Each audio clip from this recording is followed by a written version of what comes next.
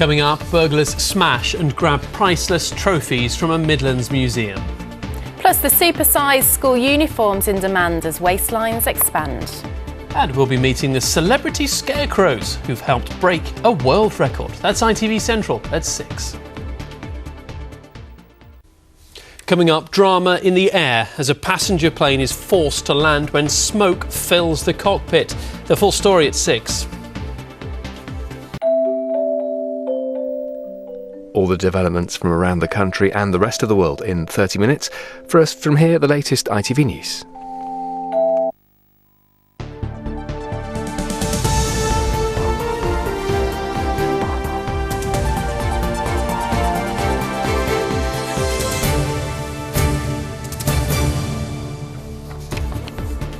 Hello, welcome to ITV News Central. On the programme tonight, drama at 38,000 feet as smoke fills a passenger plane's cockpit, forcing an emergency landing. Outrage after burglars smash and grab priceless trophies from the National Motorcycle Museum. We're prepared to offer a reward of £20,000 for their safe recovery. The super-sized school uniforms in demand as waistlines expand. And outstanding in their field, the world record set for the largest number of scarecrows.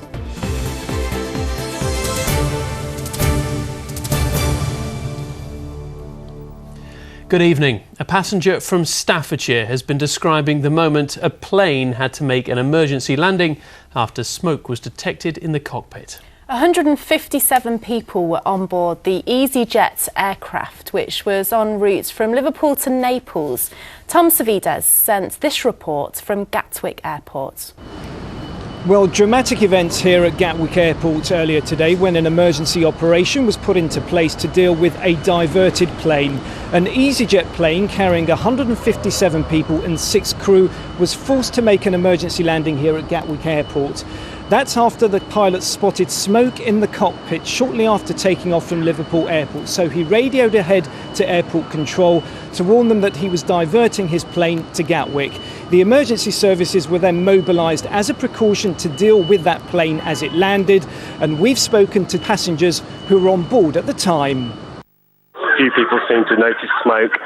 The smell of smoke. There was no smoke seen, and then we were told by the captain that he was going to divert into Gatwick. Obviously, there were quite a lot of concerned people, but I mean, there was no panic. Everybody stayed calm, mainly because the captain was great and just kept us informed of the situation and what was going on. Well, all the passengers and crew were taken off safely and transferred onto another flight to continue their journey to Naples. And EasyJet say they are now investigating and inspecting that plane to track down the fault. But interestingly, this afternoon, another development, another plane, this time a British Airways flight mid-Atlantic, also had to turn back to here at Gatwick after taking off here this afternoon, after it also developed some technical problems. So you can say it's been an extremely busy day for the engineers here at Gatwick Airport.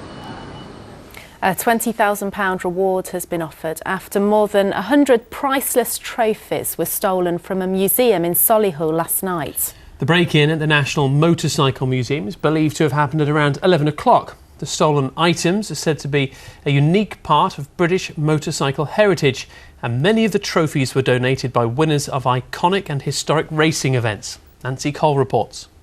Amid the shattered glass, just a few trophies remain.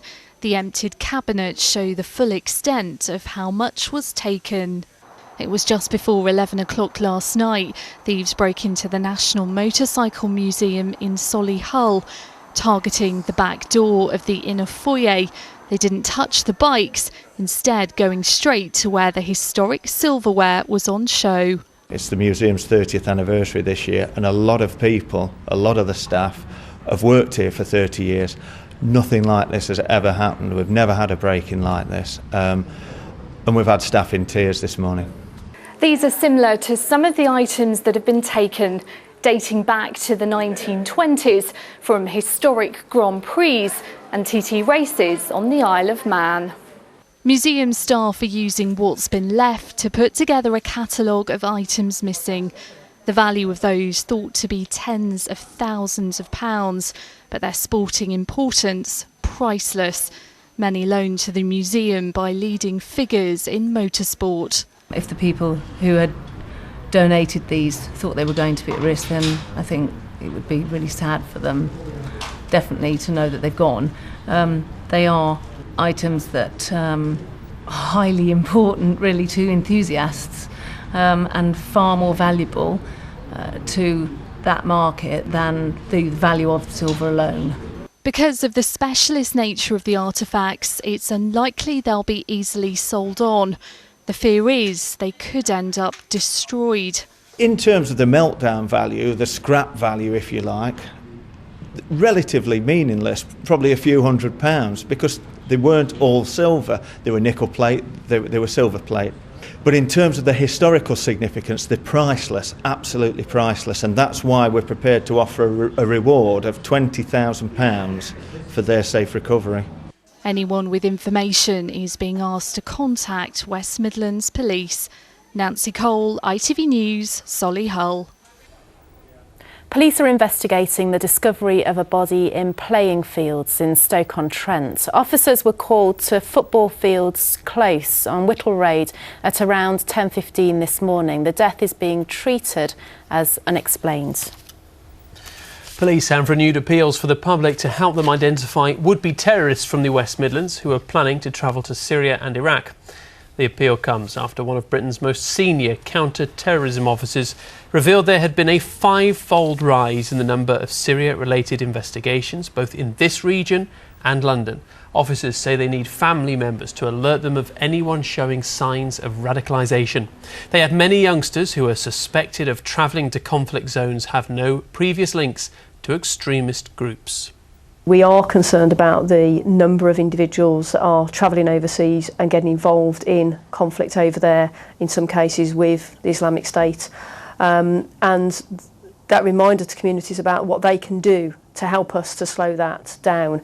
Come to us much sooner if they've got concerns, and allow us to use some of those powers available to us to prevent travel. A fashion student from Leicester who lost part of her left leg in an horrific road accident on holiday is setting up a charity to help other amputees. Sian Green underwent weeks of painful surgery and now has a prosthetic limb. Well, 1 year on from the life-changing event, she says she's emerged stronger and more determined than ever to make the most of her life. Our correspondent Alison Mackenzie reports.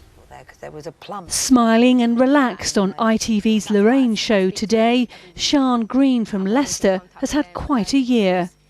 She lost her leg a year ago on holiday after a New York taxicab swerved and mounted the pavement. Sian took the full force. Luckily, passers-by helped with emergency tourniquet to stem the bleeding. So I just grabbed my belt, went over, lifted her up, put it on, held it. Another girl came over, grabbed a dog leash from a passerby and held the other leg until Dr. Oz came over, said we were doing good. I lost my belt, so no big deal. I've managed to catch up, finish my second year. She's resumed her fashion course at De Montfort University and is looking to the future. And what you've been through has given you a different perspective on fashion, hasn't it? You're actually thinking you might look at clothes for people with prosthetic limbs. Yeah, because it's so limited. Like, I can't wear skinny jeans. I can't living in leggings. I can't. It is really limited. So I'd love to research it more to see what I can do. She's also planning to set up a charity. Obviously, it's so close to my heart. I really want to set it up within the next few months. And the main aim is to provide amputees with specialist care. Other plans, well, the small mat of her engagement to boyfriend William. Something very exciting for you, because presumably he's been through it all with you as well. He has. He's been so supportive, along with his family as well. Yeah, it's just amazing. An amazing journey for a woman with much to live for. Alison Mackenzie, ITV News. Police have released body cam training footage showing the dangers officers face during riots. These pictures from a camera attached to an officer in training show an inspector leading a team of constables through a riot scenario staged in a hangar in Shropshire. They're pelted with petrol bombs and shrouded in smoke designed to mimic real-life disorder.